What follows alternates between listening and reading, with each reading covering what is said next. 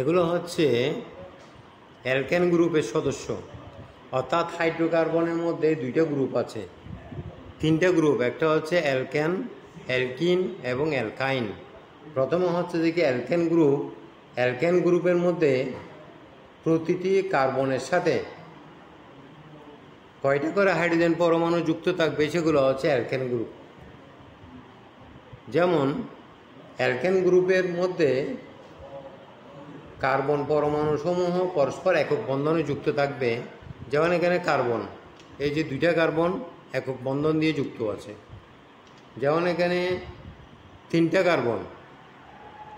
Carbon পরস্পরের সাথে একক বন্ধনে যুক্ত আছে।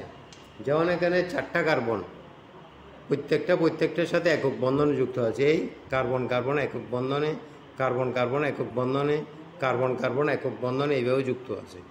এবং কার্বনের অবশিষ্ট বন্ধনগুলো হাইড্রোজেন দ্বারা পূর্ণ আছে। তাহলে কোনো একটা যৌগকে যখন আমরা এইভাবে কতগুলো মডেলের মাধ্যমে প্রকাশ করে থাকি, তখন সেগুলোকে বলা হয় যে মলিকুলার বন্ড।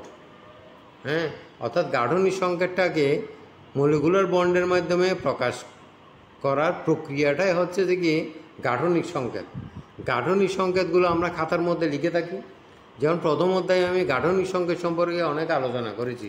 এখন ওই গাঠনিক সংকেতটাকে মডেল হিসাবে দেখাচ্ছি এখানে। যেমন মিথেন, এইটা হচ্ছে মিথেনের একটা মডেল।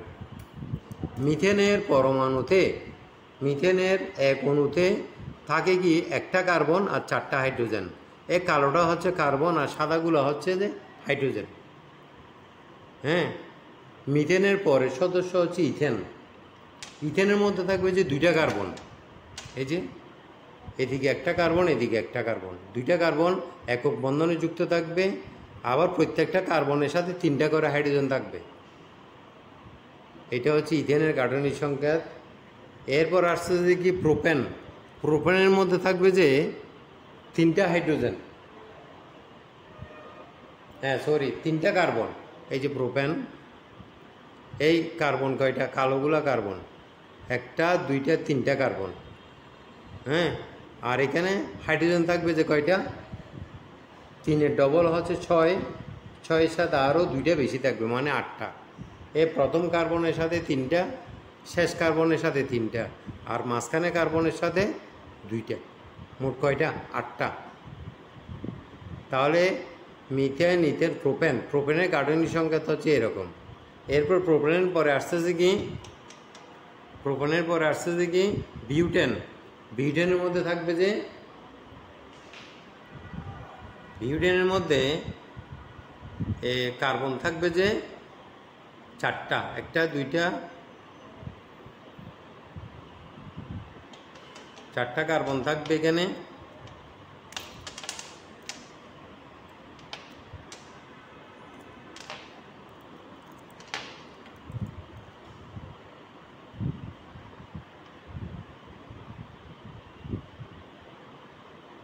আমি এটা একটু করে বানিয়ে দেখাচ্ছি।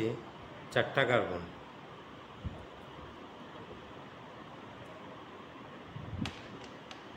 একটা কার্বন, দুইটা কার্বন,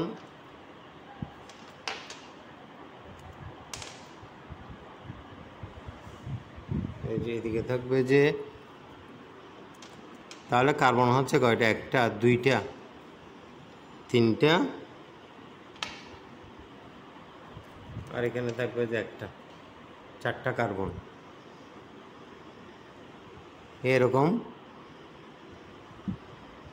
এরকম চারটা কার্বন। তাহলে এখানে কার্বন হচ্ছে আমার কয়টা, চারটা। এই যে তিনটা আর একটা চারটা। এই চারটা কার্বনের মধ্যে প্রথম কার্বনের সাথে থাকবে যে তিনটা হাইড্রোজেন, শেষ কার্বনের সাথে থাকবে যে তিনটা হাইড্রোজেন, আর মাঝখানে কার্বনের সাথে থাকবে যে দুইটা হাইড্রোজেন। হ্যাঁ, কারণ এখানে কার্বন যদি চারটা হয়, হাইড্রোজেন হবে যে চারের ডবল হচ্ছে আট, আটের সাথে আরও দুইটা বেশি, দশটা কী থাকবে, হাইড্রোজেন থাকবে। এটা হচ্ছে বিউটেনের মডেল। এরপর আসছে যে কি পেন্টেন। পেন্টেনের মধ্যে কার্বন থাকবে যে পাঁচটা, একটা দুইটা তিনটা,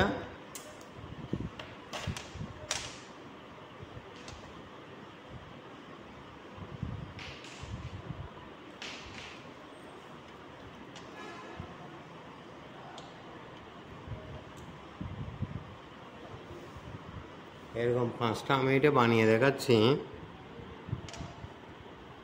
1টা 2টা 3টা 4টা, আরও একটা থাকবে এদিকে, এরকম 5টা। এই 5টা এরকম 5টা কার্বন থাকবে, এরকম 5টা কার্বন, এই যে এরকম। তাহলে কার্বন হচ্ছে কয়টা? 5টা।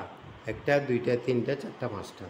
এই 5টা কার্বনের প্রথম কার্বনের সাথে থাকবে যে 3টা হাইড্রোজেন, শেষ কার্বনের সাথে থাকবে যে 3টা হাইড্রোজেন, আর মাঝখানে 3টা কার্বনের সাথে থাকবে যে 2টা হাইড্রোজেন।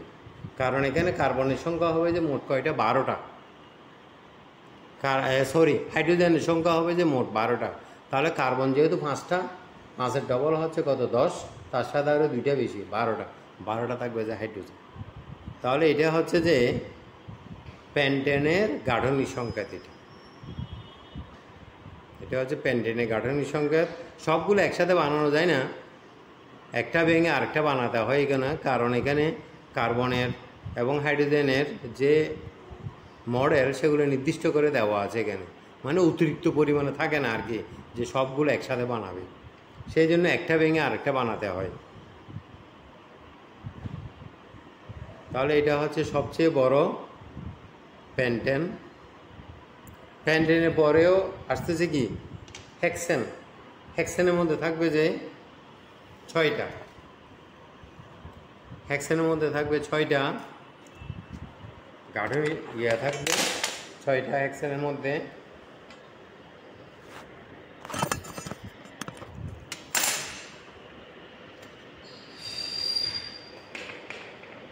এই যে এই পেন্টেনটা হচ্ছে এরকম।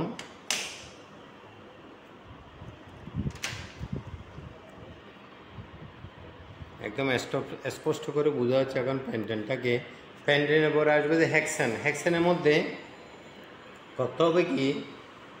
এই যে লাস্টের যে কার্বন যেটা, সেটা খুলে 2টা হাইড্রোজেনওয়ালা একটা কার্বন লাগাতে হবে এখানে। 2টা হাইড্রোজেনওয়ালা একটা কার্বন লাগিয়ে সেটার সাথে এটা সংযুক্ত করতে হবে, তখন সেটা হয়ে যাবে কি? হেক্সেন। এইভাবে হেক্টেন, অক্টেন, ননেন, ডেকেন পর্যন্ত করা যায় এগুলাকে। তো আজকে অ্যালকেনের গাঠনিক সংকেত সম্পর্কে বুঝালাম। এরপর আগামীতে অ্যালকিন এবং অ্যালকাইনগুলো বুঝাবো। অ্যালকিনের মধ্যে হবে কি? কার্বন কার্বন দ্বিবন্ধনে যুক্ত থাকবে এবং কার্বনের অবশিষ্ট বন্ধনগুলো হাইড্রোজেন দ্বারা পূর্ণ থাকবে, অ্যালকিন। আর অ্যালকাইনের মধ্যে কার্বন কার্বন ত্রিবন্ধনে যুক্ত থাকবে, তখন কার্বনের অবশিষ্ট বন্ধনগুলো হাইড্রোজেন দ্বারা পূর্ণ থাকবে। এইভাবে আমরা হাইড্রোকার্বনের গাঠনিক সংকেতগুলো মডেলের মাধ্যমে প্রকাশ করতে পারি। ওকে, সবাইকে অনেক ধন্যবাদ।